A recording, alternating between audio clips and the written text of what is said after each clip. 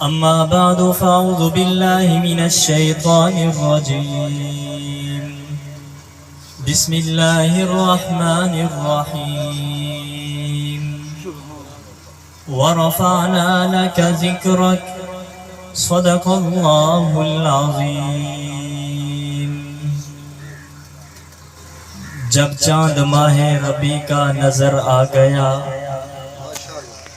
جب چاند ماہ ربیع کا نظر آ گیا، محفل کن فکاں کا صدر آ گیا. شرق سے غرب تا روشنی چھا گئی، انبیاء رسول کا فخر آ گیا. چاند کو بھی اپنی روشنی پر ناز تھا، جب سب حسینوں میں معتبر آ گیا. ساری دایاں حلیمہ کو تکنے لگی، مصطفیٰ جو حلیمہ کے گھر آ گیا. کچھ دولت پہ ناز کرتے ہیں، کچھ صورت پہ ناز کرتے ہیں، کچھ دولت پہ ناز کرتے ہیں، کچھ صورت پہ ناز کرتے ہیں. جن کے ہاتھوں میں ہو دامن مصطفیٰ، وہ امتی ہونے پہ ناز کرتے ہیں. سبحان اللہ. انتہائی واجب الاحترام حضرت اقدس پیر طریقت رہبر شریعت حضرت مولانا پیر سید حبیب اللہ شاہ مکی صاحب سٹیج پر موجود ہیں، اور آج آپ کے اس علاقہ میں پہلی مرتبہ حاضری ہوئی ہے. اللہ تبارک و تعالیٰ سے دعا ہے، اللہ تبارک و تعالیٰ میری اور آپ کی اس حاضری کو اپنی دربار میں قبول و منظور فرمائے. وقت انتہائی مختصر ہے، ابھی علماء اکرام کے بیانات بھی ہونے ہیں. میں مختصر وقت میں اپنی گفتگو کو ختم کروں گا. آپ کو جو بات سمجھ آئے بلند آواز سے آپ نے سبحان اللہ کہنی ہے. آج مجھے پتہ چلے کہ میں قبرستان میں نہیں، بلکہ میں یہ نہ سمجھوں کہ مردوں میں کھڑا ہوں، میں یہ سمجھوں کہ آج میں مردوں کے اندر کھڑا ہوں. ذرا بلند آواز سے کہو نا سبحان اللہ. محترم دوستو، یہ ربیع الاول کا مہینہ ہے. اس ربیع الاول کے مہینے کے اندر کائنات میں ایک ایسا شخص آیا کہ جس جیسا شخص نہ پہلے تھا اور نہ بعد میں آئے گا. اس ماہ ربیع الاول کے اندر کائنات میں ایک ایسی ذات آئی کہ جس جیسی ذات نہ پہلے تھی اور نہ بعد میں آئے گی. اس ماہ ربیع الاول کے اندر کائنات میں ایک ایسا انسان آیا کہ جس کی مثل اور مثال نہ پہلے تھی اور نہ بعد میں آئے گی. جب یہ ربیع الاول کا مہینہ شروع ہوتا ہے تو ہر طرف شہروں میں، آبادیوں میں لوگوں کی زبان پر کلام کی صورت میں، عنوان کی صورت میں، بات کی صورت میں ایک ہی شخصیت کا تذکرہ کیا جاتا ہے، جس کو آمنہ کا لال کہتے ہیں، عبداللہ کا لفظ جگر کہتے ہیں، ساقی کوثر کہتے ہیں، شافی محشر کہتے ہیں، محبوب خدا کہتے ہیں، علم کائنات کہتے ہیں، عمل کائنات کہتے ہیں، عروج کائنات کہتے ہیں، ابو بکر عمر عثمان و علی کا پیغمبر کہتے ہیں، زینب رقیہ ام کلثوم کا بابا جان کہتے ہیں، جناب حسنین کریمین کا نانا جان کہتے ہیں. تمام مکتب فکر اس بات پر متفق ہیں کہ اللہ نے میرے محبوب کو ماہ ربیع الاول کے اندر بھیجا تو پھر میرے محبوب کی عظمت عظمت ہے، شان شان ہے، مقام مقام ہے، رتبہ رتبہ ہے. تمام لوگ اس بات کو مانتے ہیں کہ میرے محبوب اس ماہ ربیع الاول کے اندر پیدا ہوئے. آج میں آمنہ کے لال کا ذکر کیسے کروں، بلکہ 1400 سال گزر چکے ہیں.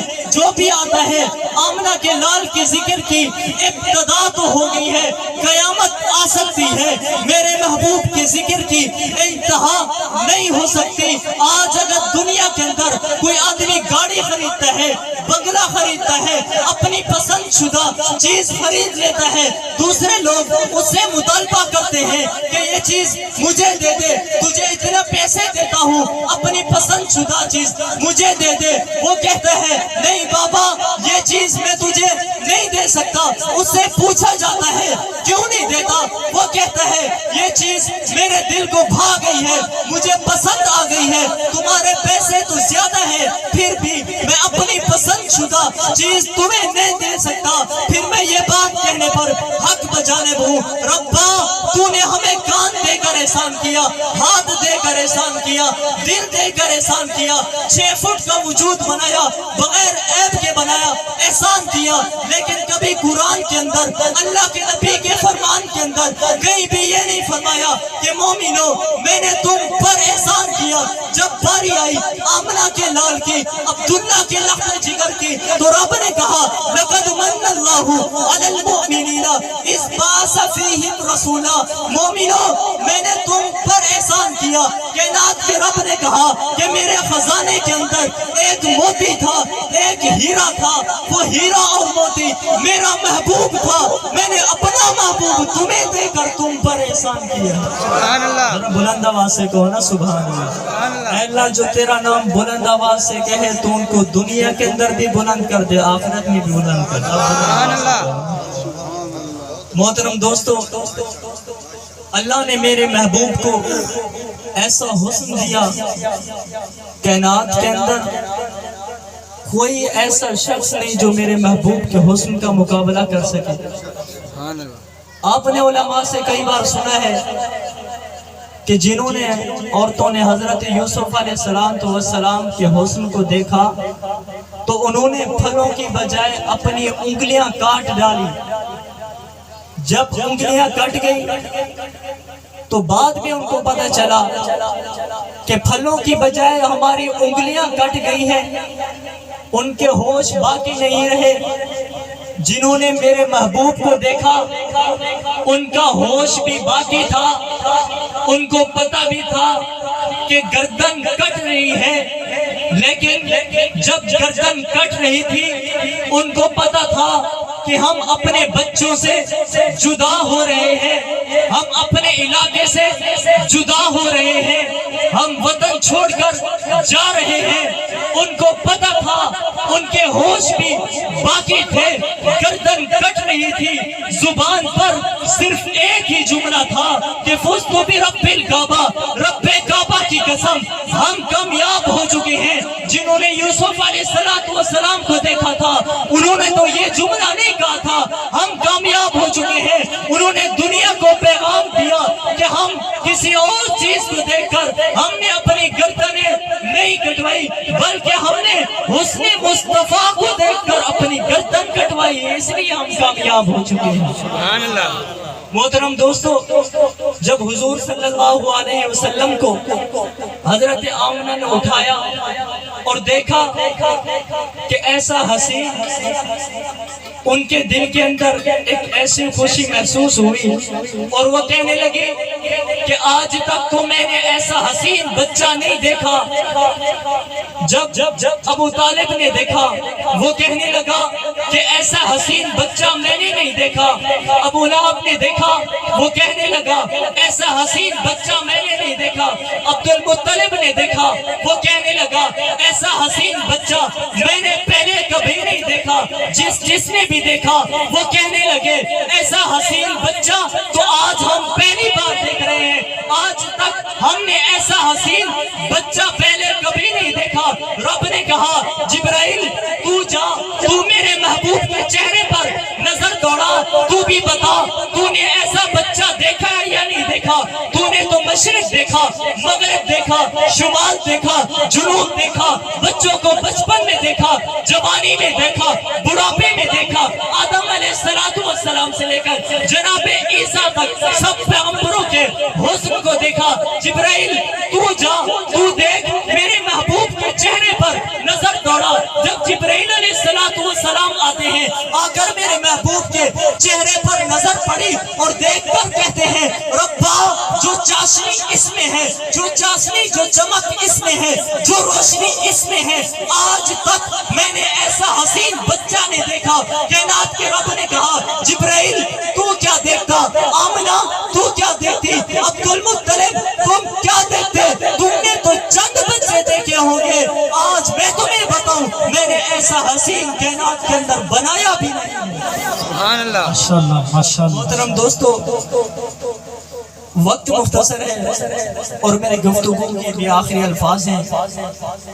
آج میرا دل کر رہا ہے کہ آپ کو آخر میں ایک جملہ ہدیہ دے کر جاؤں، اور اس کے بدلے میں آپ سے کچھ لینا بھی نہیں چاہتا. اس کے بدلے میں صرف حضرت سے دعائیں لینا چاہتا ہوں بس.